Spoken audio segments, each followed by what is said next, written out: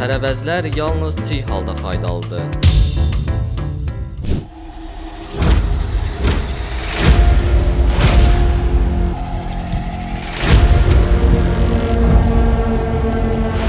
Bu fikir geniş yayılmış olsa da tam həqiqəti əks etdirmir.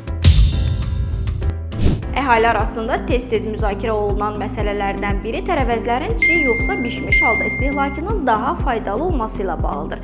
Bəzi tərəvəzlər bişirildikdə tərkibindəki müəyyən qida maddələrinin bioloji əlçatanlığı artır. Məsələn, pomidor bişirildikdə baş verən parçalama nəticəsində həzmi asanlaşır. Yer kökü və balqabaq bişirilərsə, A vitaminin, provitamin formalarının mənimsənilməsini artırır. İspanaq və kələm kimi yarpaqlı tərəvəzlərin bişirilməsi kalsium və dəmirin sorulmasına müsbət təsir göstərir. Bundan başqa, tərəvəzlər bişirilərkən daha yumşaq olduğuna görə mədə-bağırsaq sisteminə düşən yük də azalır. Çiy tərəvəzlərin istehlakı isə istiliyə həssas qida maddələrinin qorunması baxımından üstünlükləri var. Belə ki, C vitamini, fol turşusu və bəzi fermentativ birləşmələr istilik tətbiq edilmədikdə daha yaxşı saxlanılır.